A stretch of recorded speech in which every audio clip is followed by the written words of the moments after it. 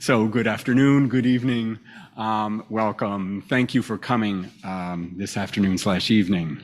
I'm very happy, honored to introduce Professor Matthew Ashley, who's Associate Professor of Systematic Theology at the University of Notre Dame. And he served as Graduate Program Director and even Department Chair for many years. But you know, one time I was giving a lecture at a retirement home of religious women. And, you know, after introducing me, you know, professor at Fordham, degrees from blah, blah, blah. And, oh, he went to elementary school with the Sisters of Mercy. And they're like, yeah!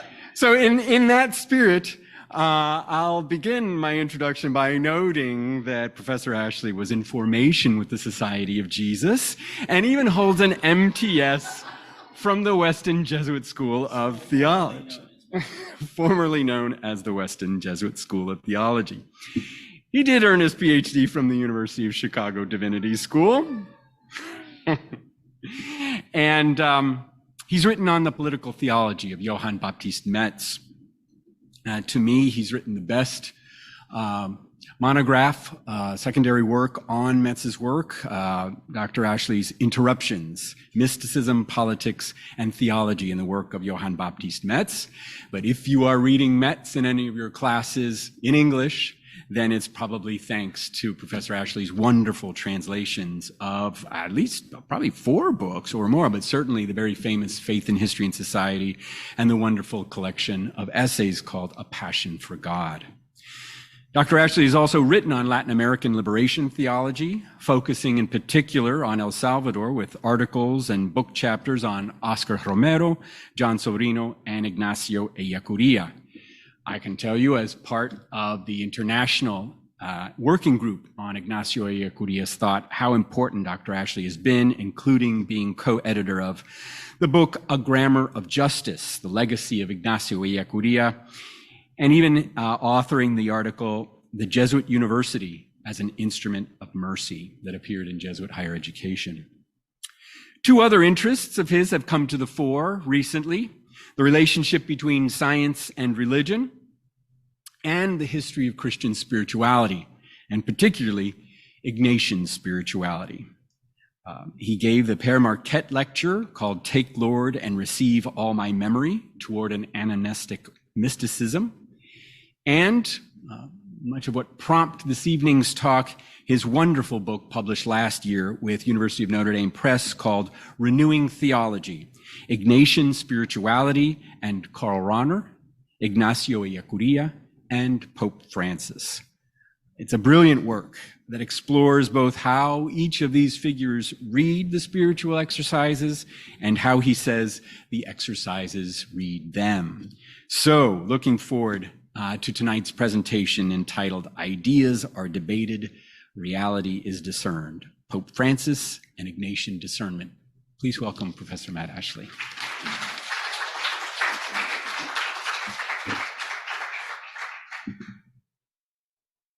Thanks, Michael, for that generous introduction. I can't say that I brought this weather with me because I came from South Bend. So if I brought that weather with me, we would not be smiling right now. Actually, it's not bad there too, my wife tells me.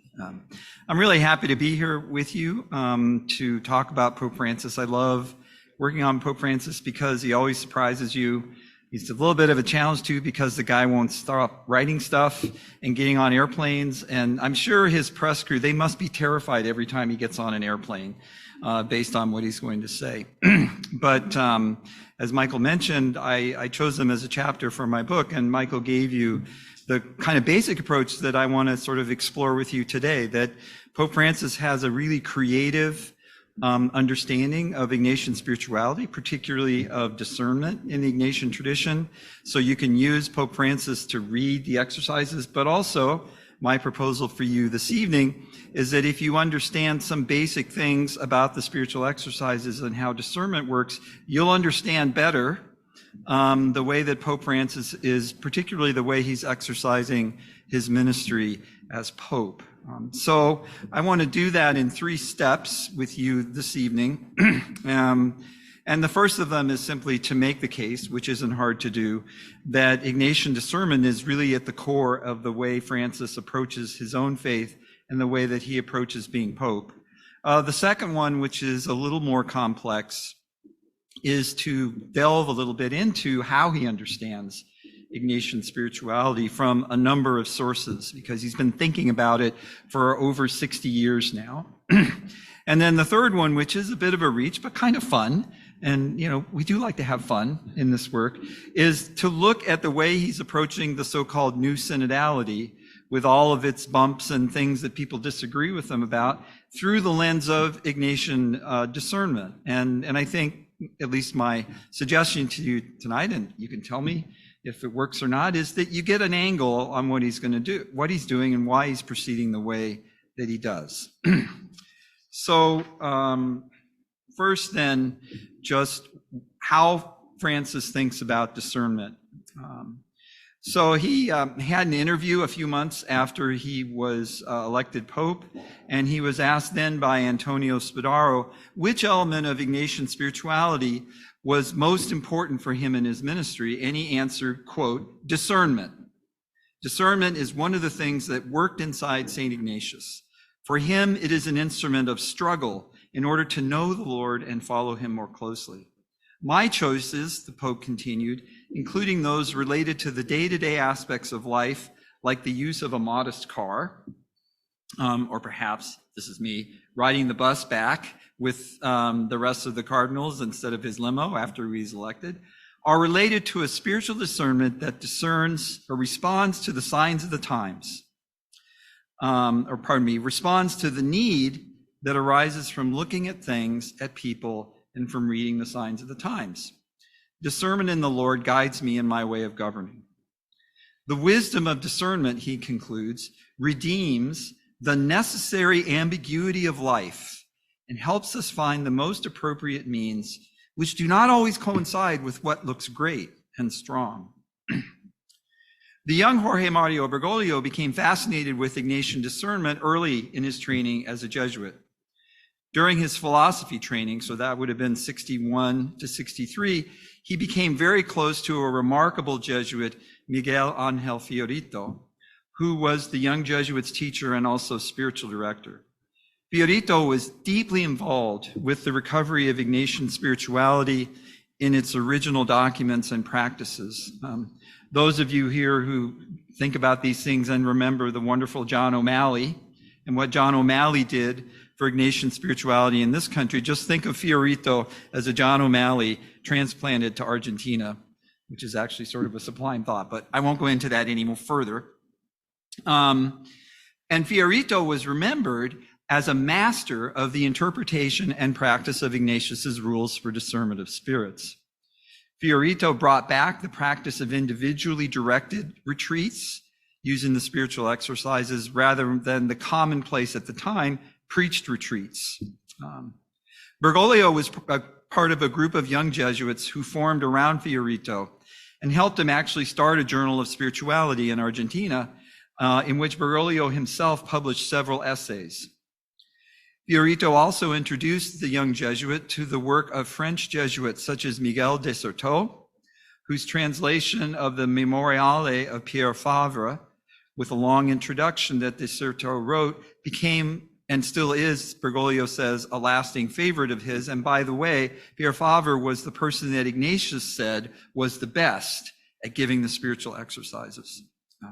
Most importantly, Bergoglio was introduced to the French Jesuit Gaston Fassard, who wrote a theological interpretation of the spiritual exercises that became a cornerstone of Bergoglio's thinking, and I'll return to that.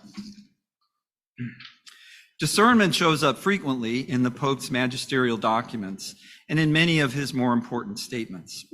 For example, it appears 38 times in the encyclical Evangelii Gaudium and over 40 times in Amoris Laetitia. He gives extended treatments of discernment in his apostolic exhortation, his proposal of spirituality, as it were, Gaudete et Exsultate, and actually a wonderful book, which if I was going to give homework and ask you to read something, read this book. It's really accessible and it's a lot of fun. But the whole middle section of this book is about discernment. Let Us Dream, it's called. I mean, what popes have written document's called Let Us Dream. He's just amazing. In Gaudete et Exultate, he writes that the gift of discernment has become all the more necessary today, since contemporary life offers immense possibilities for action and distraction, and the world presents all of them as valid and good.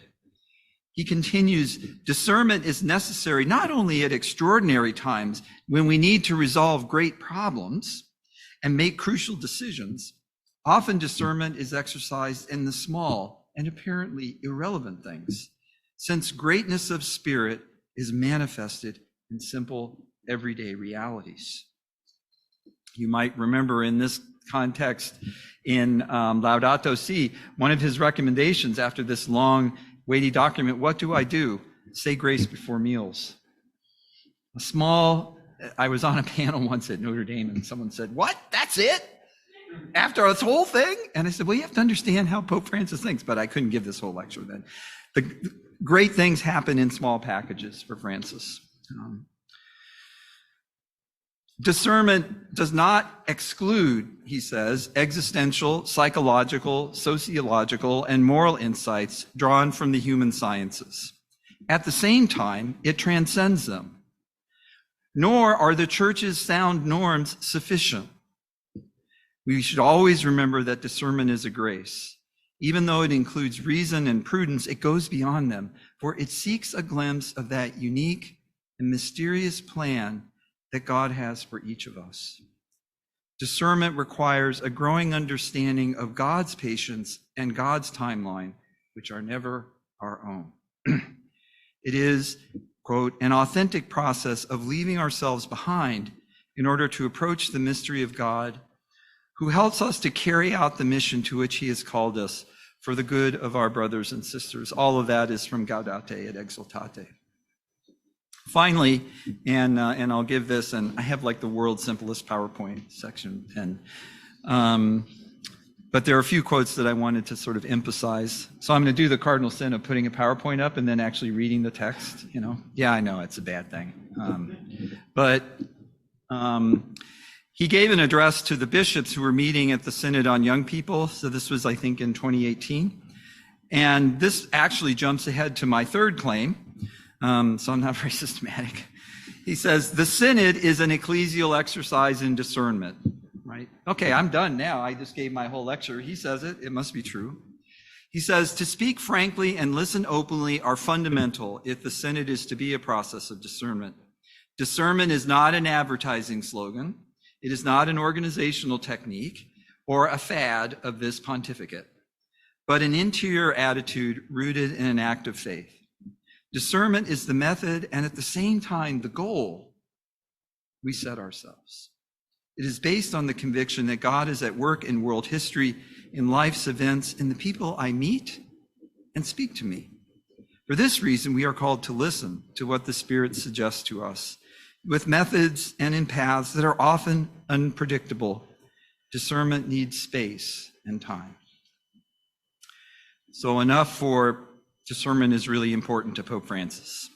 That was the easy one. What does it mean for him? Well, it is clear and unsurprising that Pope Francis draws his basic understanding from his lived experience as a Jesuit. He was, as I mentioned earlier, a disciple of an expert on the exercises and on discernment. That was Fiorito. And between 1971 and 1986, he was successively novice master, provincial, and then superior of the largest, most important community in Argentina, the Colegio Maximo. His facility with the basic structures of Ignatian discernment and his ability to adapt it to different situations can be seen in those. And it is also evident in a text that I'll be using a little later, a retreat that he gave to the bishops of Spain in 2006, which is in the style, he says, of Ignatius of Loyola. So, okay, with apologies to those who know Ignatian spirituality well, let me give just a brief primer over what it's about. I think I have a slide for this. Ignatius describes the exercises as a set of exercises by which the soul can rid itself of its disordered attachments And after that, seek and find the will of God in structuring its life. Ignatius's genius was not in coming up with new forms of prayer or new theological insights. He worked with the patrimony of Scripture and those elements in the church's tradition that were available to him at the beginning of the 16th century. His genius was in putting them all together in a careful structure that defines a process of continual conversion, which proceeds in 4 stages that he calls weeks. Each week is characterized by a particular kind of material over which one prays, but can be best understood by looking at the sort of grace that Ignatius wants one to pray for during the given week. During the first week, one prays over the power of sin in the world, one's own complicity in that power, and the result of sin, which is death. And for him, and for us today still, hell.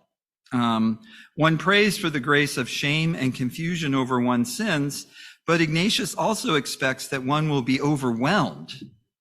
He talks about a cry of wonder accompanied by surging emotion at God's mercy, that God still forbears, that God still stays with us, opens to us new possibilities.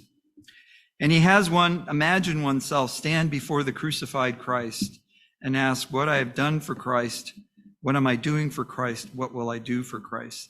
Those of you who know, and it's actually great doing this as a Jesuit university because I can presume this more than my current place, but you may know the famous address that Ignacio Yacuria gave in graduation at Santa Clara, where he said, all I'd ask you to do is stand before the crucified people and ask, what have we done? What are we doing? What will we do? That's the first week. And the point of the first week then is to have an experience of mercy. I'm using that term because it's an important term for Francis. And Ignatius then expects that that experience will unleash an amazing generosity in the person who has it. And that generosity then is channeled by the second week. During the second week is when one actually makes what Ignatius calls the election, this important decision that someone is thinking about. I lost my, here I am. And he has a variety of methods in which one does that, including discernment of spirits. But the interesting thing about the second week is you never actually pray about the decision. You actually never have a prayer period where he says, think about the choice. What you do during the second week is to place oneself imaginatively with the Jesus of the gospel and walk with him through his public ministry. And you pray for the grace to come to know him more, to love him more closely, so that one can imitate him more radically in one's life. The second week has also some more non-scriptural meditations, which David Fleming, a Jesuit who wrote on a lot of the exercises, calls worldview exercises or value clarifying exercises. For example, in an exercise called the Call of the King, one imagines Jesus along the lines of an earthly king who's calling followers into an enterprise of defeating his enemies. And then you imagine what a truly generous follower would say. Or one imagines different ways of being lovingly humble, as George Gans calls the 3 degrees of humility.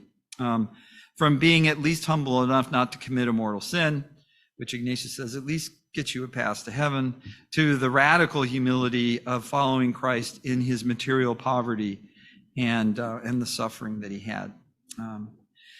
All of these exercises together conspire to transform one's imagination. And with that transformed imagination, one brings that to the choice that one is considering. Finally, in weeks 3 and 4, one continues to follow Christ through the Paschal mystery. In week 3, you pray to be sorrowful and broken with Christ, sorrowful and broken in his passion. And for week 4, you pray to be joyful and full of hope with the Christ who is joyful and full of hope and shares that with others in his resurrection. Thus, if you think about this together with the principle and foundation, this short consideration that begins the exercises, really what the exercise do is it has a condensed version of all of salvation history, from creation through the disruptive power of sin, through the abounds even more power of God's grace present in Jesus, through to cross and resurrection.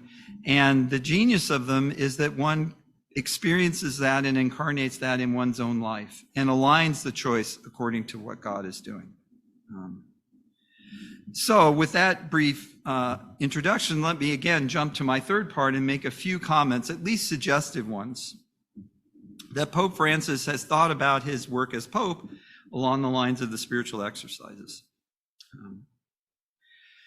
So let's just work on the hypothesis that the Pope sees the Church faced with crucial decisions, particularly as it still struggles to understand how to appropriate and implement the legacy of Vatican II. That is, it needs to do an Ignatian election. The synodal process, which kind of culminates this year, but I think he sees this as an ongoing, is a context in which, for Francis, the Church can most creatively make this decision. Now, how would he proceed if he thought about it along the lines of the Ignatian exercises? Well, here I'll make a couple of points, focusing on the first and the second week. In the spiritual exercises, the choice happens in the second week, as I said. But one must, according to Ignatius, have deeply experienced and embraced the grace of the first week. As a matter of fact, Ignatius says in some of his directions, if a person can't get that she or he is a loved sinner, and as that loved sinner is called to go out to others, that Ignatius says, give them some paramecticide and tell them to come back next year. That is, Ignatius says they should not go on to the second week and not go on to make an election, because at least in Ignatius's mind, it won't be a good choice. So the center of the first week, and here I was loading my deck a little bit, is I called it the transformative experience of mercy. So what did Pope Francis do in 2015? He declared the year of mercy. Or what was his first trip outside the Italian peninsula? He went to Lampedusa, right? He went to this little island in the Mediterranean on which the bodies of drowned refugees were washing ashore daily, to bring the church to a sense of compassion and mercy. He's worried about that. In his book, he says in Italian, they have this phrase, che me ne frega, which basically is, what does that have to do with me? He says in Argentina, we say, I amiche. And they even have, he says in Italian, they say, you need to have and they make this one word, me ne fregismo. He calls it so whatism. He says, we are afflicted with so whatism.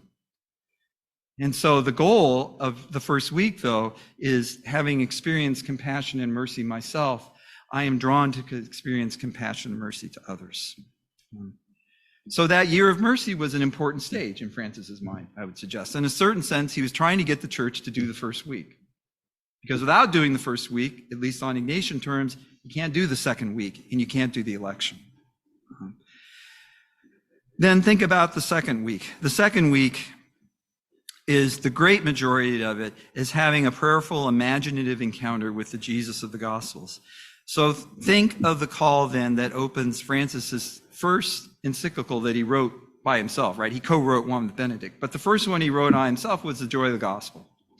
And the opening line is, I invite all Christians everywhere at this moment to a renewed personal encounter with Christ, or at least an openness to allowing him to encounter them. I ask all of you to do this unfailingly every day. And actually, if you read the rest of the paragraph, he goes through what that encounter means. Walking with Jesus, experience with him his cross. He says we should never flee from the joy of the resurrection. That's week 4. He says we should experience the boundless and unfailing love that he has, which confers dignity on each of us, enables us to lift our heads and start anew. That's the movement first week into the second week. He concludes that opening paragraph. It's, may nothing inspire us more than his life, which impels us onward. This is the indispensable background for an Ignatian election of the second week, as I suggested. And understanding this can cast a unique light, I think, on a lot of what Francis says and does. He goes on in this encyclical to focus on the liberating experience of joy, which frees us, he says, to act creatively, aggressively, and proactively, and above all, hopefully, for a renewed world and a renewed church. These dispositions of joy, patient persistence, what he calls combative hope, are forms of, I would say, what Ignatius means by consolation, which is a role in discernment, which I'll come back to. So Pope Francis's lived understanding of the exercises is important, but it's been given focus by a number of intellectual encounters over the course of his life. And I want to briefly mention two of them. The first is the work of a French Jesuit, Gaston Fassard. I already told you that he was introduced to Fassard by his mentor, Fiorito. Francis told his intellectual biographer, Massimo Borghese, that he has been heavily influenced by Fassard, beginning from as early as 1962. He was probably introduced to him by Fiorito. Particularly important for Francis, he says he's read this book several times, and I've read it once. It's a tough read. Fassard's philosophically dense commentary on the exercises, the dialectic of the spiritual exercises of Ignatius of Loyola. Fassard composed this path-breaking interpretation in the 1930s. At the same time, he was pursuing a close reading of Hegel's Phenomenology of Spirit, which is what makes it a bit of a tough read. He decided to publish the book, expanded to 2 volumes, on the occasion of the 400th anniversary of Ignatius's death in 1956. The background of the 1930s understands his purpose. He says the purpose of the book is to understand the historical actuality and the free decisions by which human reality is constituted, both socially and individually. In the 30s, this meant 2 things for him. First, the question of whether it was possible to hope for progress in history as the high hopes of the Enlightenment devolved in the face of growing threats of violent populism and fascism. Secondly, more traditionally in theology, how do we think about the relationship between human freedom and divine freedom? And the relationship between the movement of history as we see it around us and God's salvation history, which was the theme of Gaudium et Spes, 30 years later. Fassard's view is that the spiritual exercises, besides being a manual, provide a unique theoretical perspective on these problems. But it's one that can't be understood, he insisted, but only enacted. It is in doing the exercises that one understands what hope for history there is. Briefly, for Fassard, history as we experience it, attempt to understand it, and shape it, has a natural component. So think here of the laws of physics or biology. And a sociocultural component that we study in the history department, right? In literature, in the arts, sociology, anthropology. All of these disciplines help us understand history in a kind of a natural dimension and what I'll call a social cultural dimension. There is, Fassard says though, a third and a crucial dimension to history, which is supernatural history, he called it. It's the history of what God is doing in our history.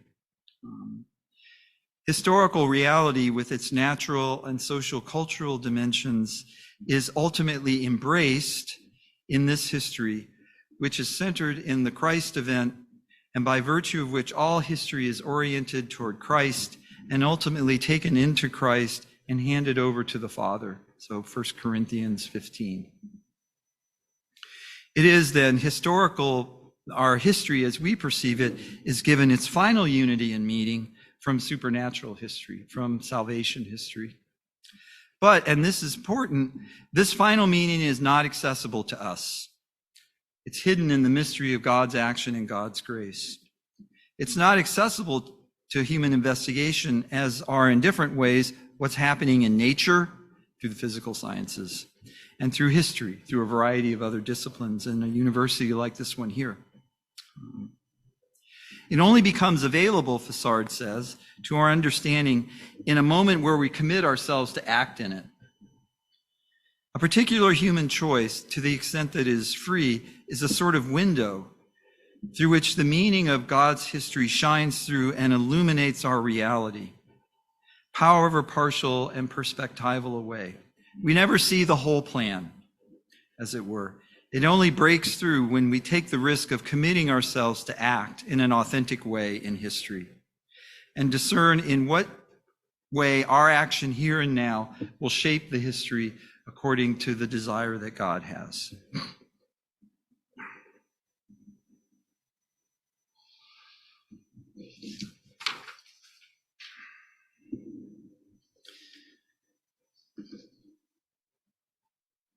This description also, according to Fassard, does justice to the way God's will and action interacts with our own. God's will is not immediately identifiable in some movement or force in history. It becomes available to us in the moment of making a decision. Actualizing the union of divine freedom and human freedom in an unavoidably individual way for each of us happens in the presence of our own finitude, our failures, our sinfulness. But it's the unique vocation, Fassard said, to which each of us is called. This vocation is the ultimate purpose and fulfillment of human freedom. And it becomes the leaven, as it were, for the process by which history is brought back to Christ. Fassard thus has a view of history that sees it as a process of tensions and oppositions. But his view resists the tendency to find a intra-worldly resolution to these tensions, unlike Hegel or, in a different way, Marx. Fassard argues that an attempt to construe a meaning of history in a kind of an inner-worldly way without opening it to this kind of supernatural presence of God. And he also named liberal secularism, what I think today we would call neoliberalism, as yet another attempt to do that, ultimately collapses into an ideology. And ideologies for him fund violent totalitarianisms. And remember, he's writing this in the 1930s. So he's looking south at Italy, he's looking at Nazi Germany, and he's looking at communism, but he also names liberal secularism, which was already taking root in his native France. For Fassard, then, Ignatius's spiritual exercises is a discernment to make that kind of action by contextualizing it within a methodology, what Fassard called a divine pedagogy, whereby a person opens herself or himself to making this kind of decision in which God's loving desire for the world becomes present, but just in that decision. The exercises are a sort of a roadmap, which don't succeed when you understand the roadmap. Just as much as if I look at a roadmap to get back to beautiful South Bend, I don't get there. I only get there by driving, getting on I-80 and trying not to fall asleep. The exercises are then not so much meant to give us an understanding, but a way of enacting the will that God has for us. Now, I want you to think about his perspective. For a young Jesuit trying to understand his faith and his Ignatian vocation in the tumultuous 60s and 70s in Argentina. For Fassard, writing in the 1930s and the 1940s, the uncreative and closed totalities, the ideologies that try to give an interpretation of history that's closed to supernatural history were the ideology of secular liberalism, communism, and National Socialism. Indeed, Fassard once wrote of his research as the search for, quote, spiritual resistance to Nazism. This assertion of Fassard shows the thoroughly social and political dimension of his work and how he viewed the spiritual exercises. A dimension that could not have been lost on this young Argentinian in the charged political atmosphere of the 1960s, both with regard to church and state. Think here of the enduring danger in Argentina of collapsing into totalitarian ideologies and the attendant violence, whether that be of the far right or the far left iterations of Peronism. something that actually happened in the 70s in the so-called Dirty Wars, when Bergoglio was provincial, when we don't even know, tens of thousands of Argentinians were killed by their own military. Some of them dumped into the Rio de la Plata or into the Atlantic. This kind of division, this polarization of ideologies. Think of this young Jesuit also confronting the great divisions in the Catholic Church over Vatican II, but also over the interpretation of Medellin, the meeting of the Latin American bishops in 1968, which divided the church and also really divided the Jesuits over how to respond. I think what Bergoglio saw in Fassard's interpretation of the exercises was a way to think of these problems creatively, but also in terms of the Ignatian spirituality that he loved. So you'll often see Pope Francis talk about ideologies. So just remember, that's a very loaded term for him.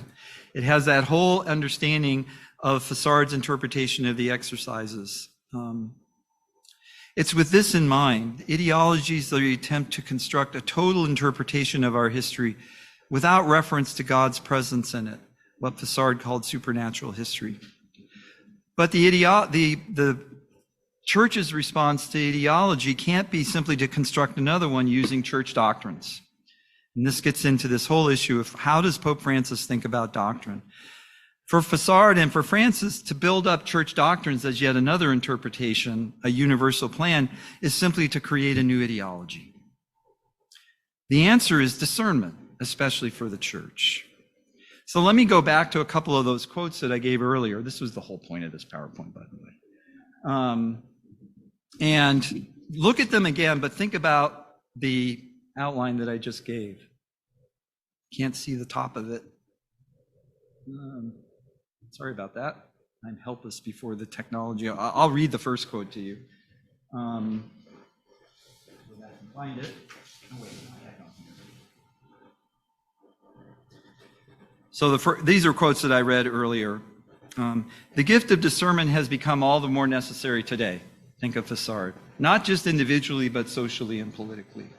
Since contemporary life offers immense possibilities for action. Discernment is necessary not only at extraordinary times when we need to resolve great problems, it's exercised in small and apparently irrelevant things. And the final one, they don't exclude psychological, sociological, or moral insights, but it transcends them, nor are the church's sound norms sufficient. So I think if you look at those quotes about discernment and you think about it in the light of Fassard's interpretation of the exercises, you get a deeper sense of what he's after there. Discernment is that moment at which a person appropriates in the light of Christ the church's teaching, but other insights, and in making a commitment, which for him is always risky, gets a glimpse, is inspired of what God's unique plan for her or him is. And it's necessary both for individuals and for groups. Thus, the title of my talk, Ideas are debated, reality is discerned. Or to quote another frequent thing that Francis says, reality is more important than ideas. He's not against ideas, he's not against concepts. Ideas are important, but engaging reality in that kind of denseness that Fassard presented it requires more. And it even requires more than the church's doctrines. I think, as I said, this centrality of discernment also helps us understand his stance toward doctrine. Being accused on the one hand of ignoring or transgressing the church's doctrine, but other people are more impatient because they want him to change doctrines. He's just not going to do that. He's an old guy, he's kind of stubborn like me.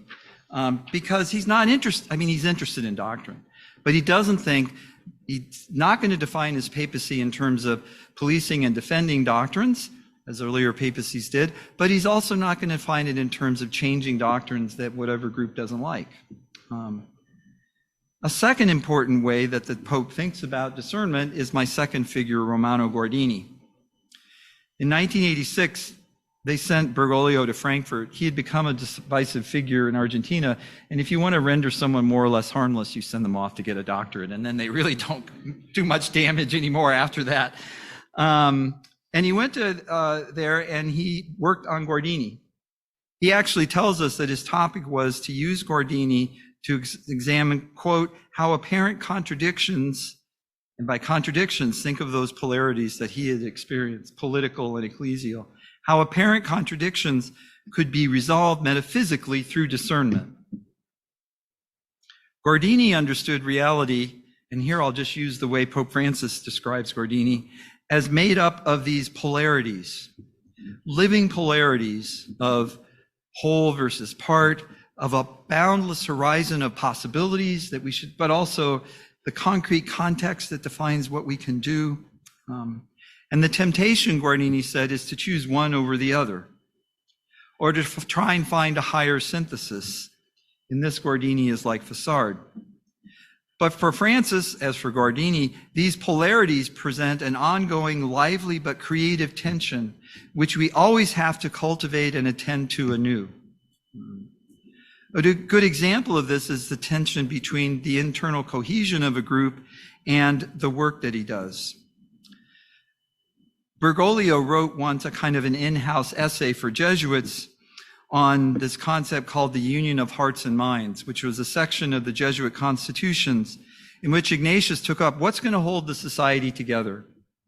They didn't take a vow of stability like monks do, to stay in one place, and they didn't have regular daily practices together, like saying the daily office together, like other religious orders do.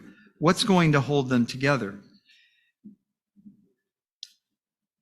About that, Bergoglio wrote that according to Ignatius in the Constitutions, apostolic dispersal, born in mission and sustained by prayer and zeal for souls, gives consistency to belonging to the body, in this case of the society, and this belonging to the body in turn makes apostolic dispersal possible. So you have two possibilities: being dispersed outward, having a strong internal sense of unity. It's a polarity, and it has to be a both and.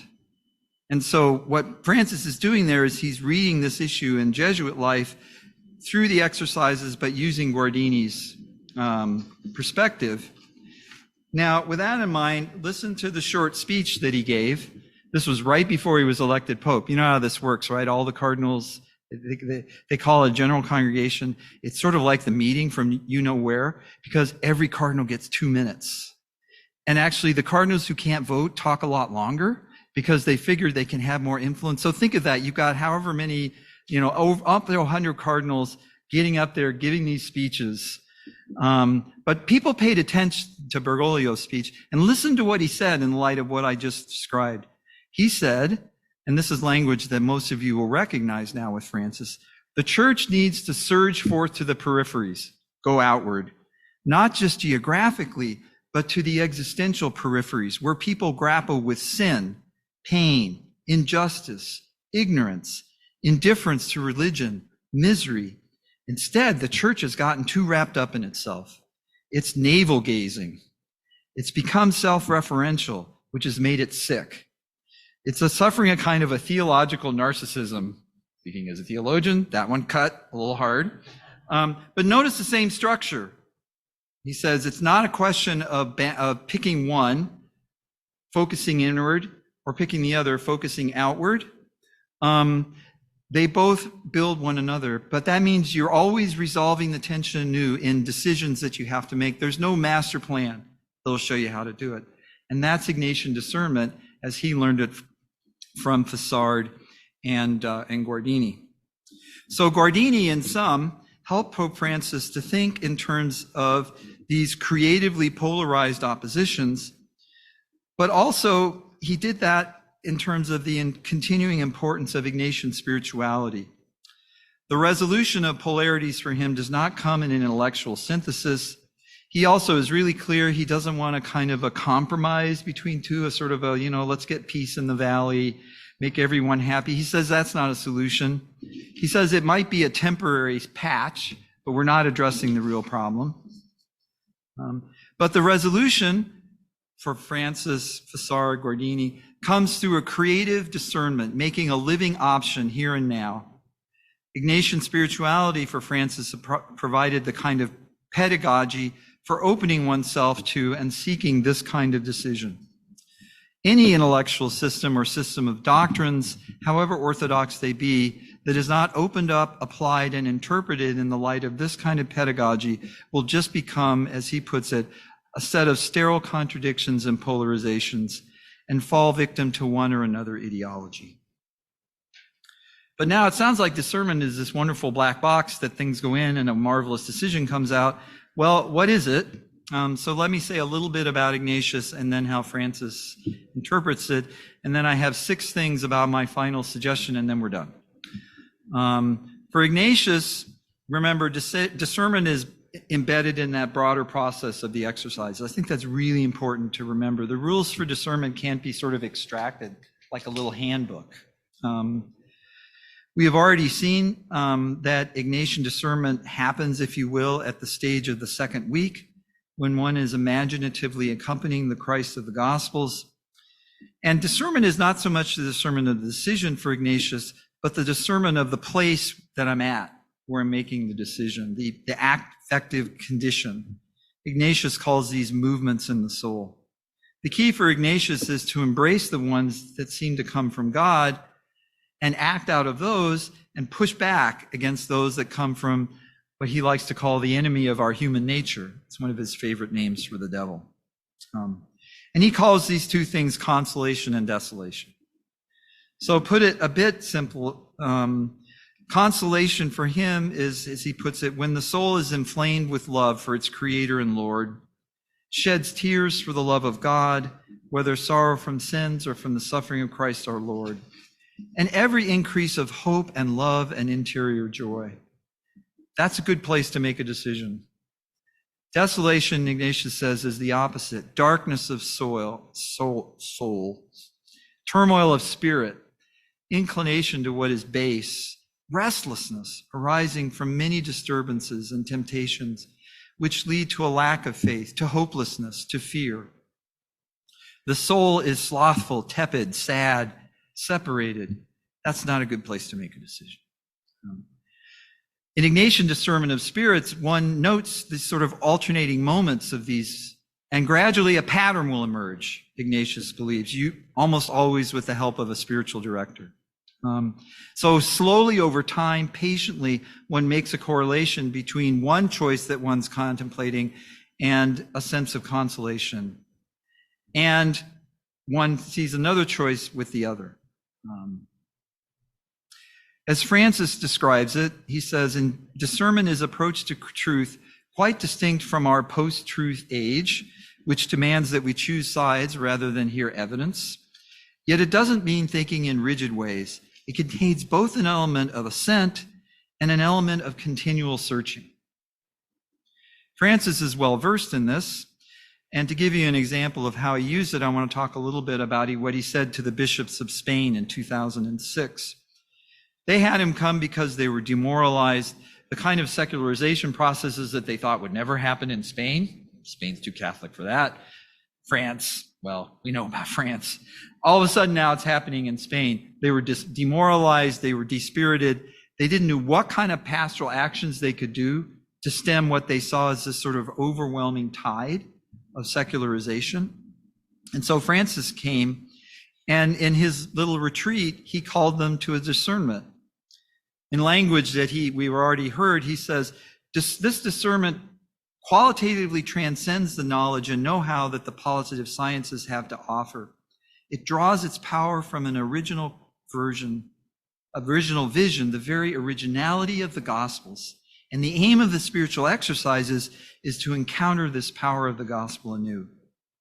He doesn't use the technical terms of consolation and desolation, but he talks a lot about hope, about fear, and about divisiveness. He says hope and fear are intermingled at the hearts of our apostolic life and in the decisions we make. We cannot risk making these decisions without having discerned where our hopes and where our fears are. That's Ignatian discernment. That's consolation, desolation. Perhaps recalling the imagery of the second week, which uses militant imagery, Francis consistently speaks of a combative hope, hope that gets down in the trenches, commits itself. As he told the bishops of Spain, quote, "The combativeness of our hope is expressed in the work of discernment. We need to take an honest look at attitudes of desperation that sometimes find a nest in the institutions we belong to." Elsewhere, he refers to the story of the disciples on the road to Emmaus, in which the disciples moved from disillusionment and desperation to renewed hope.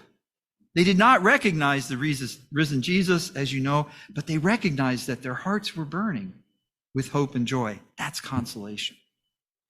So positive signs to look for, in Francis's view, are a combative hope that a different kind of future is still available to us. I can't resist this story. He wrote letters to educators after the collapse of the Argentinian economy in 2000, 2001, because he really thought Christian educators had a job. And he asked the question, he said, why do we run schools? He says, why do Christians do this instead of beauty parlors or travel agencies? I'm not making it up. This was in the letter. And he gives typical reasons. Well, it's to form better Christians. No, we could do that better in parishes. Put money there. It's so that we can have a piece of the pie. He doesn't even answer that one. He says this, the only reason to be involved in schools is to cultivate the hope that a different future is possible. This is part of my speech on the university as instrument of consolation. Hope is really important for him. The enemy is evident in fear and desperation, internal confusion and division. He tells us the evil spirit always divides. It brings sterile arguments and posturing instead of authentic dialogue and debate. It brings the kind of indifferentism born of hopelessness, a so whatism that I talked about today. To repeat, the good spirit brings hope. It brings joy. Above all, it brings joy. That was the title of the first encyclical, The Joy of the Gospel. You all remember the great line, an evangelizer shouldn't look like someone who just came back from a funeral. And he says we should pray for joy. We should pray for consolation. He gave a speech to the Jesuits when they gathered a few years ago to elect the current superior general. And he said to them, the Jesuits, we can always take a step forward by asking for consolation. In my 2 apostolic exhortations and in Laudato Si, I consistently underline the importance of joy. In the spiritual exercises, Ignatius tells us to contemplate the office of consoler, which is the work of the risen Christ. To practice ourselves and teach others to pray for joy and consolation is an important service. If you don't consider yourself worthy of joy, something which unfortunately is very common today, you should remain persistent in prayer for consolation for the love of your families and your friends and those you serve. Because if you don't have that joy, you can't make good decisions to help them. Joy is not only decorative, it is a clear indicator of grace. It shows that love is active and working and present. What Francis does then, I think, is he looks for signs of joy and hope. And he wants to promote contexts in the church in which members of the church make a decision in that kind of mood. It doesn't mean that he doesn't think that discernment should not attend to all the data we can get from the sciences. Think of Laudato Si, where he gathers scientists. And we have to pay attention to the doctrines of the church. But that's the starting point. And we can argue a lot about those. The concepts are argued, doctrines are argued, reality is discerned. One discerns when, having experienced the infinite compassion of God in the face of our own limitations and sins, one wants to respond the same way to the world in which we live, including the cry of the earth itself. This is the work of Ignatius's first week. One attends to the presence of consolation, as defined above, and desolation, and one indwells possible futures imaginatively, an imagination that's been enriched by encountering Jesus. That's the second week. One pays attention to the possibility of these futures, testing against the price they might have, which is the price that Jesus paid, third and fourth week. Okay, payoff for 6. I have 6 points.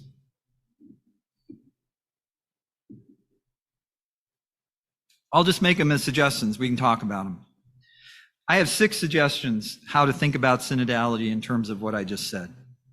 First, I have already said Francis has led the church, or tried to lead through the church, through an experience of Ignatius's first week in the year of mercy, and his continual pushing back against this amiche in the face of the suffering of the world. The experience of mercy and the desire to extend mercy and compassion to others, no matter what, no matter their lifestyle, no matter their ideology, is the key fruit of the first week. And without it, no discernment will succeed. Second, he insists on the centrality of the encounter with Christ, Ignatius's second week. His whole letter, he's fond of quoting a little line from Benedict XVI. Actually, the first time he quoted it was when he was the general editor for the bishop's statement from Aparecida. And it's from Deus Caritas Est. He quotes Benedict, "Being a Christian is not the result of an ethical choice or a lofty idea, but an encounter with an event, a person, which gives life a new horizon and a decisive direction." Third, and this comes from the influence of Guardini, I think, he wants a lively debate. Okay, there it goes. There.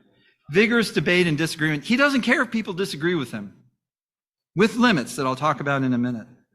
The reason why he wants all the options to be created is that notion for Guardini is that different polarities have to be given their full due. He's not afraid of disagreements. He also expects that there are going to be variations in mood. Ignatius tells the director of the spiritual exercises, you should expect that there are going to be variation in the person's affective state. So there are going to be tough moments in a synodal process. There are going to be moments when people feel darkness, they feel desolation. There are going to be other moments when they feel consolation. If you're a spiritual director, you think, great, the process is working. So Francis is looking at some of what's going on and thinking, great, the process is working. If they're not happening, Ignatius says in his introduction to the exercises, if people are not experiencing these variations in prayer, he says, you should question them closely. Are you really praying? Are you really praying about Jesus? Are you really praying for the full hour? Francis is comfortable with the same in the synodal process. Fourth, he's not interested in framing this in terms of changing church teachings. He's just not going to do that. That's just not how he understands his role as Pope. It's not about doctrines for him. It's about changing the way that people take it up, who take it up ever new into this discernment in which, in this sort of epiphany, think Vissard, God's unique plan for each one of us and the groups to which we minister on the local level shines through and gives us enough light to take the next step, but not the master plan which we can then take control of and use it to take control of other people. Fifth, he is opposed to debates that attempt to shut down the conversation. So I said before, he's not afraid if people disagree with one another or disagree with him, but he acts very strongly when he thinks that someone, and this is his little key, desolation, the enemy divides. The enemy shuts down conversation, causes discouragement, causes polarization. I think some of his animus toward the media comes out of this because he thinks that the way the media operates is to make people frightened. And the way the media operates is to make them particularly frightened of those other people. And that for him is a sign of desolation. I got 5, so I only got 1 more. Okay, 6th, and perhaps most importantly, patience. One interesting observation that he made about the way he governs as Pope and the way he operated when he was provincial, he says, I made many decisions quickly without consulting anyone when he was provincial. Now, he was in a tough place. He's not going to do that again.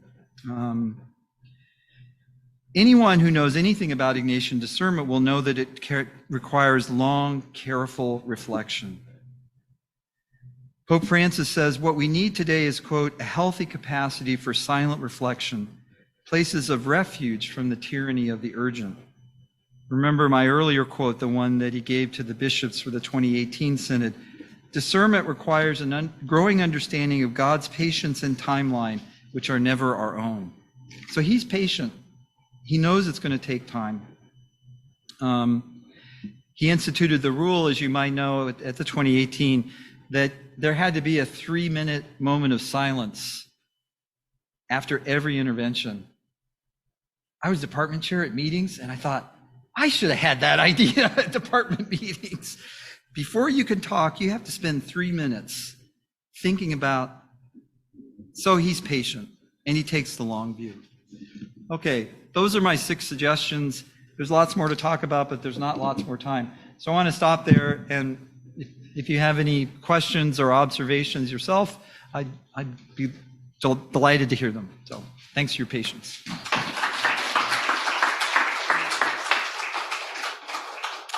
Thanks so much. So we do have some time for questions.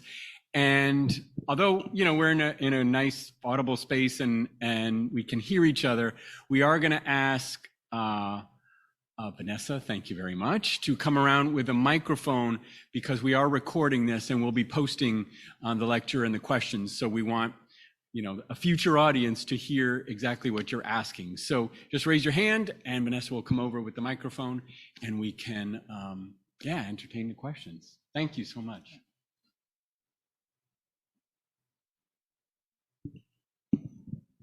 Hi, a very good speech. Thank you very much. I have a question on item 4. The point is not to change doctrines. Would you like to explain a bit more about the background, why and why not? And then I have follow-up question about this. Sure. Okay. I mean, he'll change doctrine as much as popes change doctrines, which is usually very gradually and slowly. Like, for instance, the way he shifted the position on capital punishment, right? Changing in the Catechism of the Catholic Church, But I mean, it was a little change, right? I mean, John Paul II said, in essence, I can't think of any real situations where capital punishment might be appropriate, but maybe there are. And Francis just said, well, no, really, there aren't. So, I mean, it's a little change. So I should qualify that a little bit. But, a major doctrine or practice like the ordination of women, I just don't think he's going to mess with that. And I think for him, it really does come out of that perspective from Froissart of when it just becomes about the doctrines and it's not happening in this broader context, then I'll put it provocatively, the church's doctrines can become just as pernicious. Oh, shit, what the heck? I'll go out on a limb. You're not going to spread this around too much, right? Becomes just as pernicious as Das Kapital of Marx, right? Das Kapital by Marx is an attempt to sort of solve the problem of history with an understanding that's closed to, the ongoing presence of God. And for Francis, and again, you might not like me saying it this way, but, I've got tenure. For Francis, doing that with doctrines for him falls into the same problem. I mean, he says, look, I'm a son of the church. Doctrines are really important. But for him, doctrines are the starting point, the necessary starting point. And I think also for him is he really does want, as he would say, the people of God to take responsibility rather than having him change it. So, I mean, the short answer is I really think it comes from his reading of Froissart and the way Froissart thought about the ideologies that he saw around him in the 1930s and that Bergoglio experienced in Argentina. Which are just these very creative human concepts that help us navigate our history, but can become closed to the presence of the Spirit. And so I just don't think he sees that as his role as Pope because of his focus on what I'm saying, sees as the need for Ignatian discernment. Does that answer the question? Because it's my understanding is he just recently disputed the doctrine of discovery. Yeah, they just came out saying the bull. Now, of course, you notice how careful they were, right? They say, well, these are bulls, papal bulls, right? Papal bulls are not actually exercises of the formal magisterium. So, I mean, they tried to be, and I don't know if that was damage control of the people around him. But I think the other thing that I think he did that coming out of the experience of the Synod of Amazonia.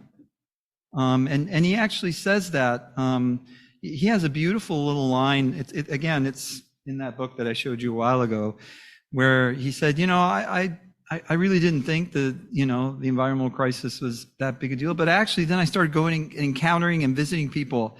And he said little by little, and he uses this Ignatian image of the drops of water gradually coming into the sponge. It changed my mind, right? So, so maybe I have to qualify. He will change things, I think, if he sees it coming up more from the grassroots. But he's not going to, and he has I think particularly the hot button ones, like what happened with the synod on the family and Amoris Laetitia. And he actually goes on and he said there was so much beautiful, and then in the book, and again, this is your assigned reading, he talks about the synod, and he said, there was so much, and it's interesting to listen to how he talks about the synod. He said there was so much joy and hope, and there was so much a recognition of the joy and the hope and the beauty of the family, and people focused on a footnote. But that language is indicative. Joy, hope. For him, what was important about that synod was the way that it encouraged people to have hope, and even if they're in so-called irregular unions.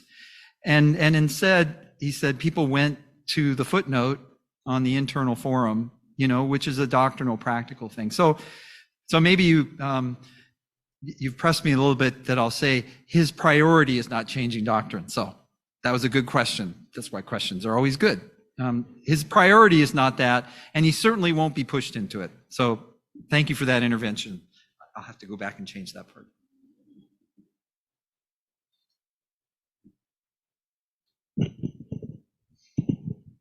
Thank you for your insights. I'm interested in number 3. I notice you say vigorous debate. Do you use that to distinguish from rigorous debate? A lot of times we talk about debate as like very logically oriented. And might you give us an example of what certain creative polarities are you talking about? Like what might be an example of something that is a polarity that we can take in a creative way?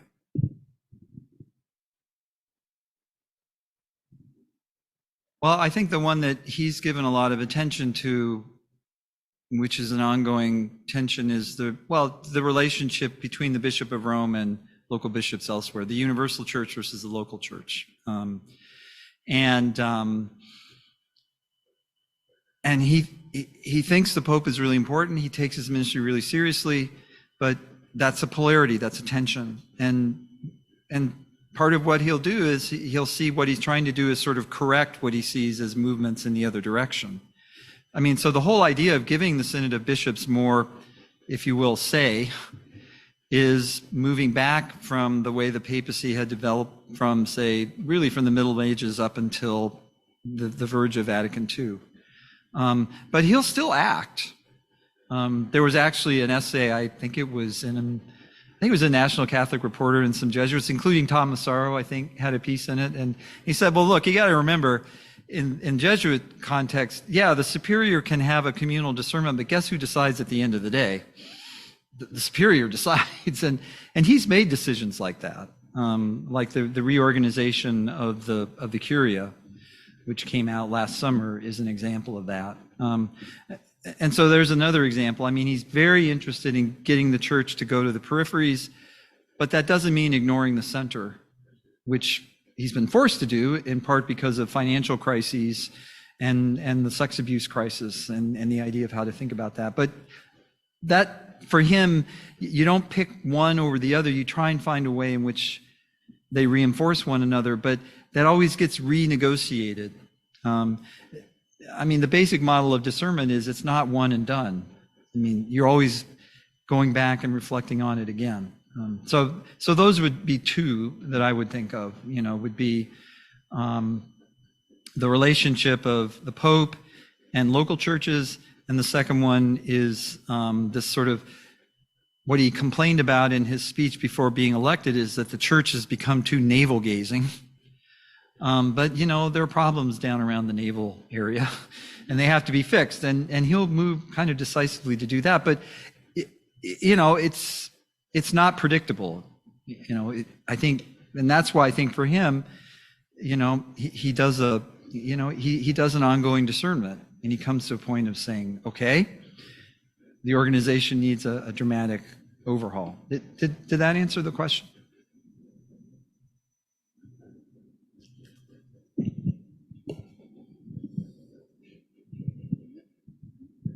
Yeah, I have a question on the point one about the first week. Yeah, because I'm offering spiritual exercise for people. Yeah.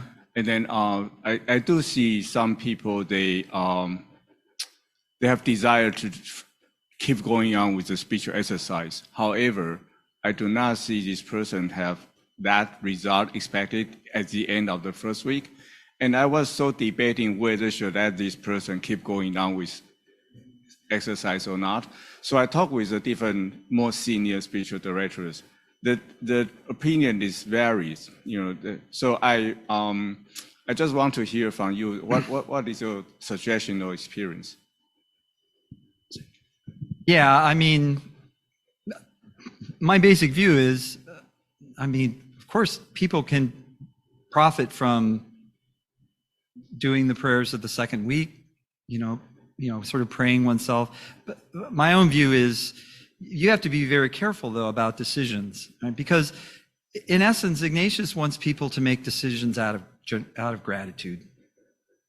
And for instance, if one doesn't, the first week always has two sides to it. One is a deep recognition of my sinfulness, right? And which is kind of the major impression of the week, right? It's a downer. It's hard.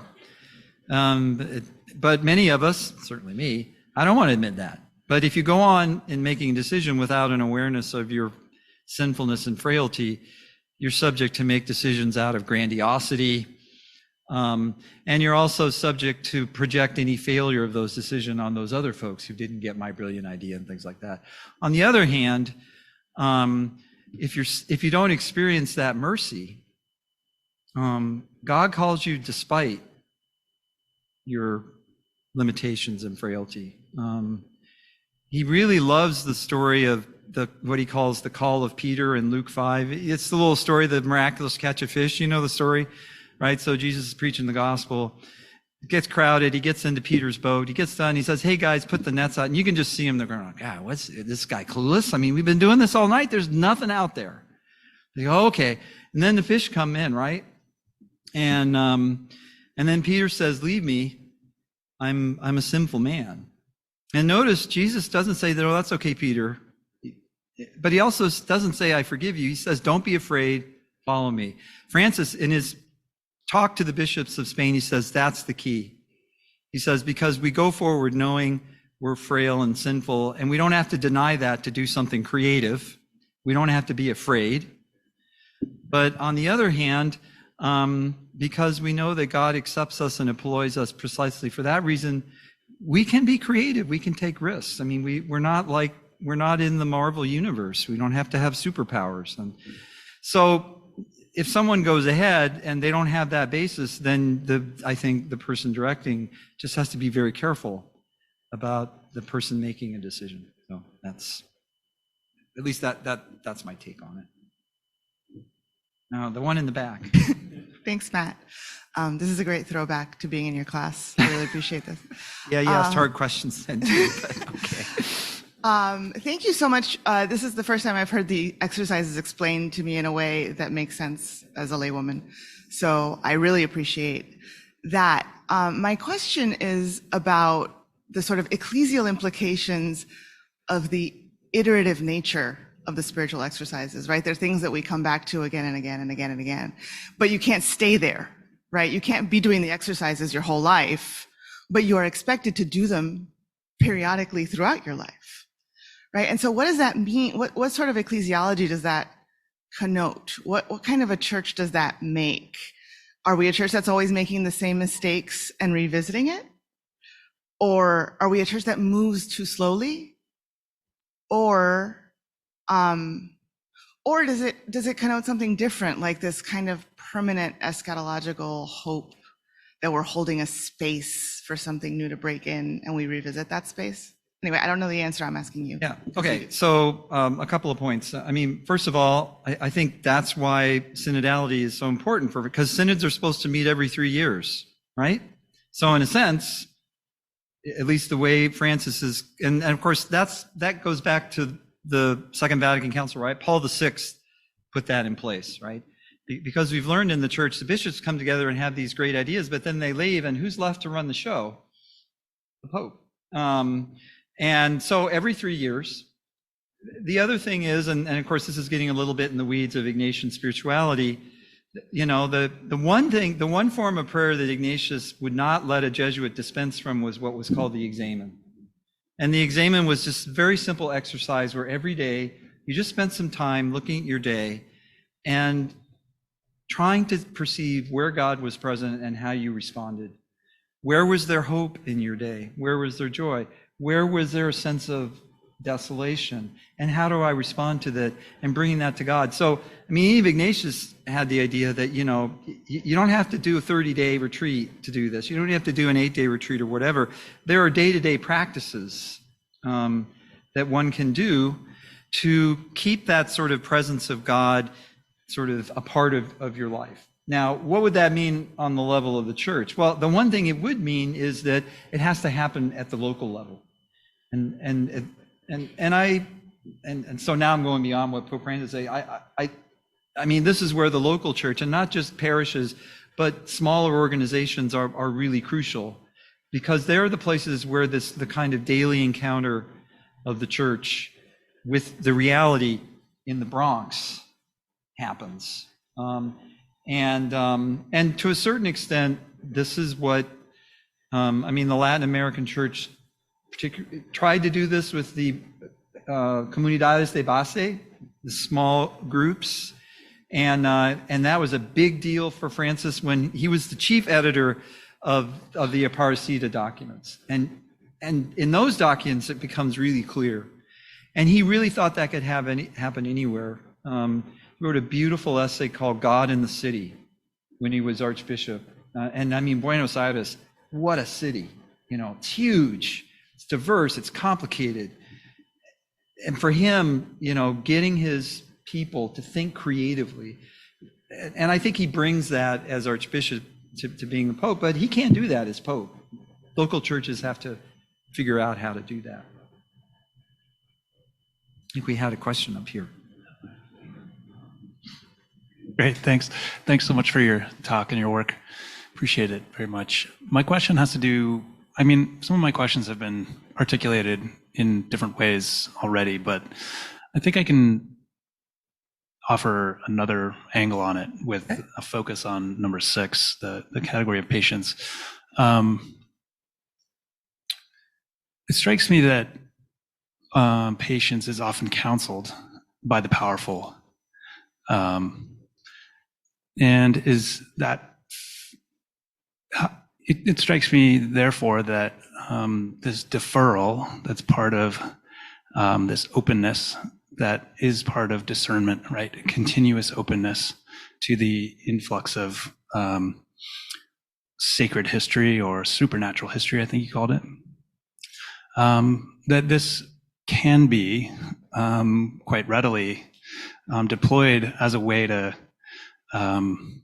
continue that tradition of deflecting. I mean, I'm thinking in particular of, I've often encountered this even among Jesuits, that they're the ones who see the big picture. They're the ones who have the long view, and they're the ones who, therefore, don't necessarily need to respond to the immediate concerns in front of them. So I'm wondering how you respond to that, and whether or not sort of the failure to, or the resistance to decide or to change things or to take action is not actually a failure of discernment. No, absolutely. And yeah, I mean, patience can be a cover for indifference. And, and Francis is well aware of that. I think for him, that's why the encounter, and for him, personal encounter with real suffering is so important. And that's the first week again. you know, and look, I'm not trying, it's far from my mind to present this. Well, now that you know that Pope Francis is doing discernment, you can't disagree with him. And you actually, or you can't disagree with the way he's doing discernment. Far from it. This doesn't, again, it's not like this magic black box that it comes in and wow, whatever comes out is great. But he would be, I think, the first one, what the heck, I'll channel him, to say, that's right. I mean, Ignatius has this idea in the Rules for Discernment of Spirits, and it goes way back to Paul's letters where an angel of darkness can disguise as an angel of light. And Ignatius says a consolation can actually be false. It can be, you know, it can be caused by the enemy, he says. And so you're absolutely right. Patience can be a cover for indifference, the kind of indifference to suffering and the need for change that suffering brings. And Francis complains about that a lot. I think the way Francis wants to respond to that is this, that's why it's so important for him, as he puts it, that the church go to the margins, right? That is, get out of that center of power, which is hard to do for powerful people like tenured professors. We don't like doing that. But actually going out and, you know, experiencing this suffering that people have, having had oneself an experience of a God responding to one's own suffering, is so important for him, because it's that is, you know, the remedy for indifference. You know, so I would say, and I would qualify a little bit, you know, patience for him, and I think this really does come from his experience of being the provincial in Argentina at a horrible time, the dirty wars, where he would just make decisions and he would try to fix them.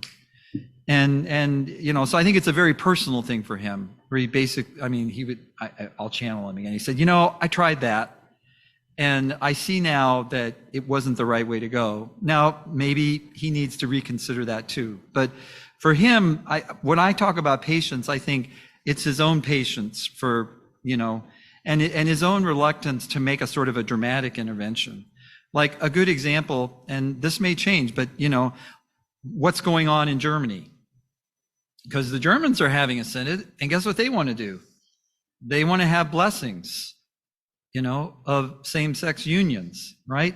And there are people screaming at the Pope saying, you have to shut this down, man. This is your job. And now he may do something, I'm not sure. But I think when I think of his patience, I think he says, you know, this has to happen for this process to go forward. And I think honestly, he'd say, I have the long view, but I don't have the plan for how it's going to play out, because God has the plan. And so when I think of patience, I think he's not going to use his papal power to intervene to fix things quickly. And I do think some of that is his own personal biographical, yeah, that was right, experience of being a leader of the church. And but I think some of it is too, you know, comes from this emphasis that you know, you make a discernment, and as gets back to Natalia's question, you make the best discernment you can make now, and then you come back again and you revisit it. But absolutely, patience can be a cover for indifference. I think he would be the first one to agree with that. The solution for him is, you know, to be in the presence of the poverty of, say, the Villas Miserias in Buenos Aires, because that'll jar indifference. But again, it's a polarity, right? Okay.